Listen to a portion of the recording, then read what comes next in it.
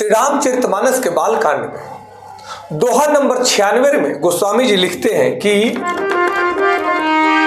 भई बिकल अबला सकल दुखित देख गिरनारी करी बिला पुरोदती बदती सुतासने हु संभारी हो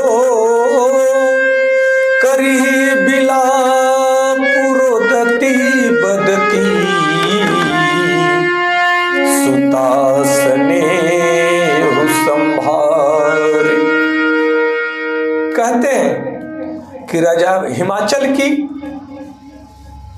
पत्नी माता मैना को दुखी देख करके सारी महिलाएं व्याकुल हो गई, सभी स्त्रियां व्याकुल हो गई।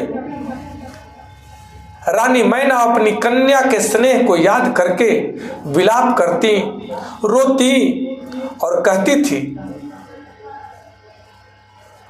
रानी मैना अपने पुत्री के इस कष्टदायक जीवन को देख करके रुदन कर रही है और रोती रोती विलाप करती हुई कहती है कि हे विधाता, तुमने मेरी पुत्री के जीवन में क्या दे दिया। विधाता को कोसती है, कहती है कि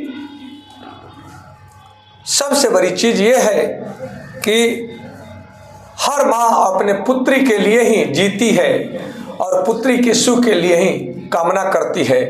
यहाँ पे रानी मैना ने भी अपनी पुत्री पार्वती को दुखी देखा तो महल की सभी स्त्रियां भी व्याकुल हो गई और माँ मैना अत्यंत दुख से भर करके विलाप करने लगी और आंसू बहाते हुए अपनी बेटी के प्रति प्रेम को संभालते हुए दुख भरे शब्द कहने लगे और विधाता को कोसने लगी कि आखिर हमने क्या बिगाड़ा था।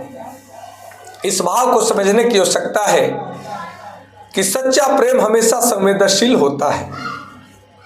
यह आध्यात्मिक गहराई को छूता हुआ यह दोहा हमारे और आपके जीवन को एक नई दिशा देता है कि जब कोई प्रिय व्यक्ति दुखी होता है तो उसका दर्द केवल उसका नहीं रह जाता, बल्कि वह दर्द पूरे परिवार और पूरे समाज तक पहुंच जाता है। पूरे समाज का, पूरे परिवार का वह दर्द बन जाता है। प्रेम का अर्थ है दूसरों को सुख दुख को महसूस करना और दूसरे के दुख से दुखी होकर होना और उसके दुख का निवारण करना मनुष्य का परम कर्तव्य है। दूसरे के सुख से सुखी होकर के उसको सुख को और बढ़ाना मनुष्य का परम कर्तव्य है और यहाँ यही हो रहा है। माता मैना की दुखी देख करके सभी महिलाएं पुरुष सब दुखी हो रहे हैं, विह्वल हो रहे हैं कि माता दुखी है और वही खुशी के साथ सब खुशी हो रहे थे। यही तो मनुष्य का वास्तविक पहचान है। कहते हैं जीवन में हर कठिन परिस्थिति एक परीक्षा लेकर के आती है। उस परीक्षा में जो धैर्य के साथ में उत्तीर्ण हो जाता है वह पास हो जाता है। और माता मैना उस समय परिस्थिति को समझ नहीं पा रही थी, परंतु वही विवाह बाद में संपूर्ण सृष्टि के लिए दिव्य मिलन बन गया और सृष्टि को संभालने का एक बहुत बड़ा साधन बन गया। क्योंकि उस समय सृष्टि में बहुत अव्यवस्था था। वहां तारकासुर के अत्याचार से देवता परेशान थे, ऋषि मुनि परेशान थे, सृष्टि परेशान थी। तो माता पार्वती जी और भगवान शिव का विवाह का होना अत्यंत आवश्यक था, जिससे